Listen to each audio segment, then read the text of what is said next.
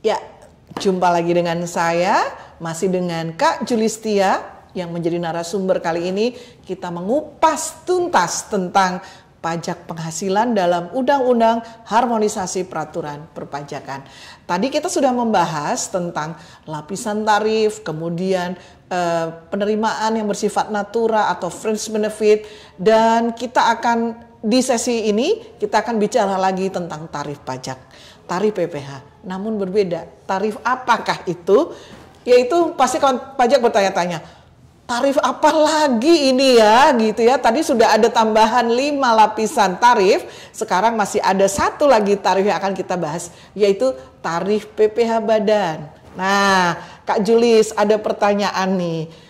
Mengapa pemerintah dalam peraturan baru ini menetapkan 22%?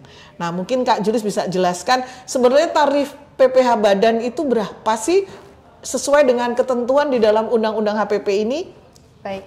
Baik kawan pajak, jadi memang kalau kawan pajak melihat dari peraturan Perpu gitu ya, Perpu nomor 1 tahun 2020 itu disebutkan bahwa untuk tahun 2022 tarif pajaknya untuk PPh badan adalah 20%. Tetapi memang diubah lagi nih, diubah lagi di Undang-Undang HPP ini. Betul, menjadi 22%. Apa? 22%? Meningkat dong tentunya. Tapi gimana tuh pastinya sih, karena tadi kita bicara dari awal keberpihakan terhadap masyarakat berpenghasilan rendah, kok jadi naik gitu loh. Gimana nih Kak? Maksudnya apa nih kok jadi 22% gitu? Iya, baik. Jadi memang setelah dilihat gitu ya Miss Indri, di negara-negara G20 di mana Indonesia termasuk salah satu anggotanya, lalu di negara-negara OECD, negara ASEAN, bahkan di negara-negara Amerika, itu tarif pajak yang berlaku adalah kisaran 22% sampai dengan 27%. 22 sampai 27%. Iya, 22 lebih bahkan 22, ya. Sedangkan Indonesia ini menerapkan sebesar 22% saja. Jadi kalau dilihat dari negara-negara tersebut, itu Indonesia masih termasuk yang cukup rendah nih Miss Indri. Dan kenapa tujuannya? Tujuannya adalah tentunya kita ingin penerimaan kontribusi dari korporat itu akan lebih besar. Kalau kita turunkan 20%, tentunya itu tidak akan sama dengan iklim global gitu ya Miss Indri ya. Nah, makanya pemerintah menetapkan di Undang-Undang HPP ini bahwa tarif PPh badan menjadi 22%, sama seperti tahun 2021 ini. Oke, jadi tadi sudah mendengar dari Kak Julis langsung bahwa mengapa ada 22%, karena disesuaikan dengan kondisi global ya Kak. Betul. Ya. Karena memang seperti tujuan awal adanya Undang-Undang HPP ini adalah keberlangsungan di mana sistem perpajakan itu agar menjadi lebih kuat menghadapi tantangan pandemi dan dinamika perekonomian global. Betul seperti sekali. Itu ya. Oke, nah itu tadi sudah jelas bahwa kenapa tarif PPh itu kok jadi naik ya, jadi 22%. Ternyata memang luar biasa, ada kebijakan yang menyangkut dunia global tentunya ya di sana. Oke, nah Kak Julis, kalau tadi kita sudah bicara tentang tarif ya, kita sudah bicara mengenai tarif PPh orang pribadi, kemudian tarif PPh badan. Sekarang saya ingin menanyakan mengenai peredaran atau penghasilan bruto. Nah ini terkait nanti dengan PTKP tentunya ya. Mungkin Kak Julis bisa jelaskan kepada para kawan pajak di sana mengenai pengaturan penghasilan bruto yang nanti terkait dengan PTKP. Silakan Kak Julis. Baik, nah Miss Indri, ini adalah kabar gembira bagi para kawan pajak sang pelaku UMKM tentunya ya, yang dikenai pajak 0,5% atau menggunakan perhitungan PP nomor 23 tahun 2018. Karena pemerintah di Undang-Undang HPP ini memberikan batasan penghasilan tidak kena pajak bagi para UMKM yang menggunakan tarif 0,5%. Di mana batasannya itu cukup tinggi, dan ini adalah salah satu undang-undang yang ditunggu-tunggu mungkin ya sama para pelaku UMKM. Bahwa untuk penghasilan bruto sampai dengan 500 juta dalam 1 tahun itu tidak dikenakan pajak. Tidak dikenakan pajak loh. Jadi kawan pajak pelaku UKM yang punya penghasilan di bawah 500 juta sampai 500 sampai dengan 500 juta tidak dikenakan PPh. Ini kabar gembira bagi pelaku UKM. Jadi penghasilan bruto sampai dengan batas 500 juta tidak dikenakan PPh tentunya ya. Betul. Dan saya mungkin ingin memberikan contoh gitu misalnya. Boleh, silakan. Ya, supaya kawan pajak lebih jelas ya. Iya. Jadi misalnya kita contohkan adalah kawan pajak di sini ini berlakunya di tahun 2022 ya Miss Indri. Jadi undang-undang PPh ini berlaku untuk tahun pajak 2022. Tanggal 1 Januari 2002 ya mulainya. Betul, 2022. Nah, jadi contohnya adalah apabila kawan pajak memiliki penghasilan bruto dalam setiap bulan selama tahun 2022 adalah 100 juta per bulan.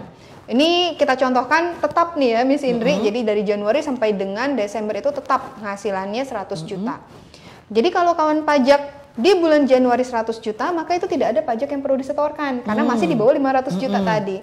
Sampai dengan batasan di bulan Mei. Bulan Mei kan itu batasannya 500 juta gitu ya, berarti tidak perlu menyetorkan PP 23-nya yang 0,5%. Lalu ketika kawan pajak mulai masuk ke bulan Juni, di mana penghasilannya apabila diakumulasi yaitu jadi 600 juta, maka 600 juta dikurangi 500 juta, maka 100 juta yang di bulan Juni itu baru dikenakan PP 23. Jadi selama 5 bulan ini itu free, tidak tidak dikenakan PPh final, PP nomor 23 tahun 2018 yang 0,5%. Siap. Batasan penghasilan bruto kepada UKM yang berpenghasilan di bawah 500 juta menunjukkan dan membuktikan bahwa pemerintah benar-benar menunjukkan keperpihakannya kepada para masyarakat yang berpenghasilan rendah. Betul ya Kak Julis? Betul, ya? terutama UMKM. Ya, dunia UMKM ya. Betul. Ya. Oke Kak Julis. Nah itu tadi kita sudah bicara mengenai penghasilan bruto. Lalu tadi ada 5 ya Kak, kita ulangi lagi 5 perubahan dalam undang-undang PPh yang diatur dalam undang-undang HPP ya. Yaitu yang pertama tadi mengenai lapisan tarif. Kemudian yang kedua perubahan tarif PPh badan. Kemudian kita bicara mengenai penghasilan bruto, penetapan penghasilan bruto terkait dengan PTKP yang tidak kena pajak. Kemudian yang keempat tadi kita juga sudah bicara mengenai natura fringe benefit. Dan akan ada yang terakhir, kita akan bicara mengenai penyusutan dan amortisasi. Apa saja yang diatur di sana dan mungkin kawan pajak juga ingin tahu apa sih yang bisa disusutkan, apa yang bisa diamortisasi dan bagaimana seluk-beluknya. Tetap di program Kupas Tuntas Harmonisasi Peraturan Perpajakan.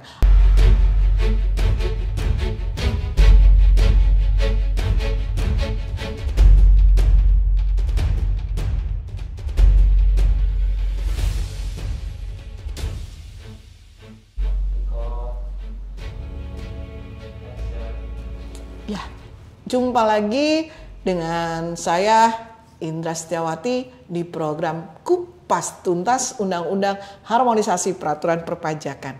Dan saya masih ditemani dengan Kak Julistia, salah satu fungsional penyuluh pajak pertama di Kanwil DJP Jakarta Selatan 2. Dan tadi kita sudah banyak bahas tentang perubahan-perubahan yang ada di pajak penghasilan, Undang-Undang Pajak Penghasilan. Tadi kita sudah jelaskan ada 4. Yang pertama mengenai natura fringe benefit, kemudian mengenai lapisan tarif, kemudian ada perluasan mengenai penghasilan bruto yang terkait dengan PTKP, kemudian tadi juga yang terakhir kita sudah bahas tentang tarif PPh badan mulai tahun 2022.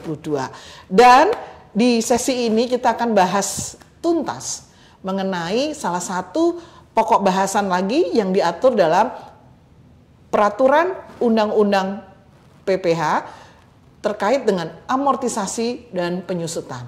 Dan Kak Julistia sudah siap menemani saya kembali untuk menjelaskan pertanyaan dari para kawan pajak di luar sana.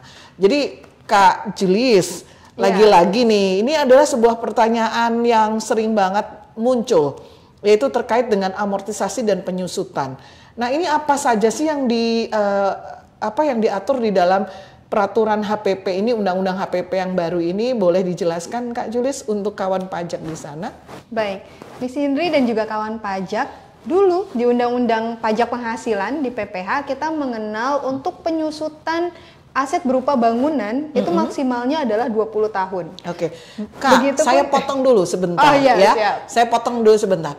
Bedanya penyusutan dan amortisasi apa sih? Mungkin kawan pajak ada yang tanya ya sambil menyimak gini.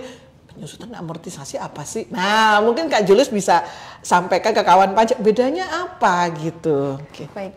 Kalau penyusutan itu biasanya digunakan untuk aset yang berwujud seperti bangunan, mesin, mobil, kendaraan. Lalu kalau amortisasi itu digunakan untuk aset yang tidak berwujud. Misalnya contoh paten, gitu ya, dalam bentuk paten atau misalnya merek, penggunaan merek seperti itu.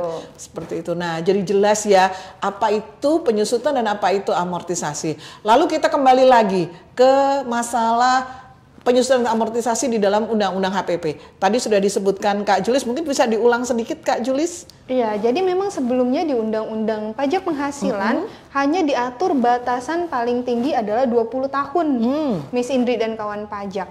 Tetapi di Undang-Undang HPP ini dirubah, gitu. Jadi diberikan keleluasaan bagi para wajib pajak untuk menyusutkan asetnya, itu berupa bangunan, bisa lebih dari 20 tahun. Lebih dari 20 tahun. Begitupun dengan amortisasi atas aset yang tidak berwujud. Jadi bisa lebih dari 20 tahun disesuaikan dengan penyusutan yang ada pada pembukuan wajib pajak. Gitu. Jadi wajib pajak bisa lebih leluasa nih menyusutkannya. Jadi tidak diatur hanya maksimal 20 tahun.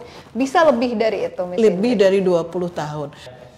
Nah, Kak Julis tadi sudah dijelaskan mengenai penyusutan dan amortisasi dengan jelas bahwa ada perpanjangan waktu mengenai penyusutan dan amortisasi seperti halnya yang tadinya hanya 20 tahun, ini bisa lebih dari 20 tahun.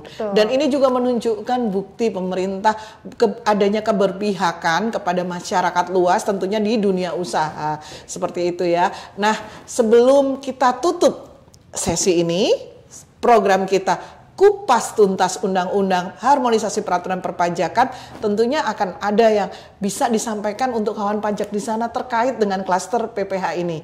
Boleh Kak Julis mungkin kalau ada yang mau disampaikan supaya teman-teman kawan pajak ini jelas dengan keseluruhan apa yang kita bahas siang hari ini, pagi hari ini.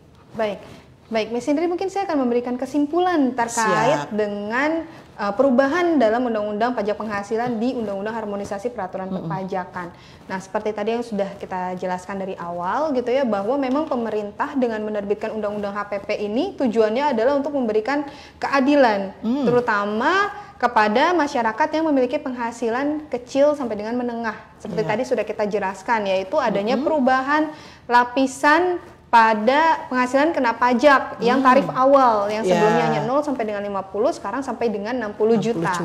Juga terkait dengan lapisan bracketnya nih, Miss Indri, yang sebelumnya hanya sampai 30% saja, sekarang ada yang sampai 35%. Untuk yang memiliki penghasilan yang di atas 5 miliar dan tentunya bukan orang berpenghasilan menengah gitu ya. Itu masih penghasilannya sudah tinggi sekali ya. Tinggi, penghasilan kena pajak di atas 5 miliar itu dikenakan tarif yang kelima 35%. Begitupun terkait dengan natura dan atau kenikmatan, di mana sebelumnya diatur sebagai bukan objek pajak, sekarang di Undang-Undang HPP diatur sebagai termasuk dalam objek pajak gitu. Jadi merupakan penghasilan bagi si penerima dan juga sebagai beban bagi yang memberikan. Tentunya ada pengecualian yang sudah tadi kita sebutkan ya. Jadi memang ada natura yang bukan merupakan penghasilan bagi yang menerima.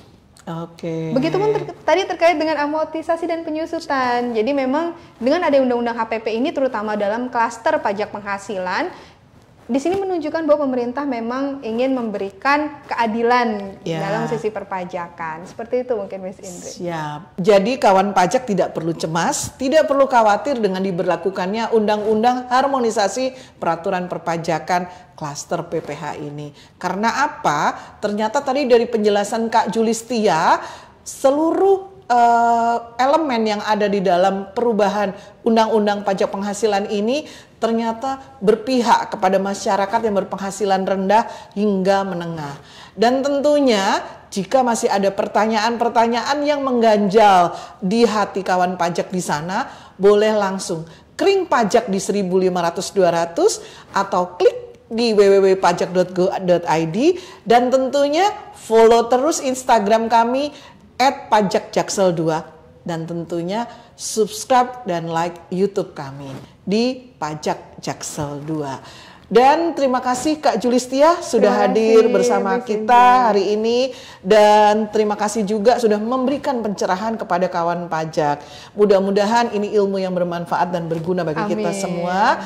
Kita akan jumpa lagi dalam program Kupas Tuntas Undang-Undang Harmonisasi Peraturan Perpajakan dengan klaster yang berbeda, karena masih akan ada yang akan kita kupas tuntas. Terima kasih banyak atas hadirnya, dan saya berpesan kepada kawan pajak untuk tetap jaga protokol kesehatan, tetap semangat dan selalu berbahagia. Kita kembali lagi di lain kesempatan. Pajak kuat, Indonesia maju.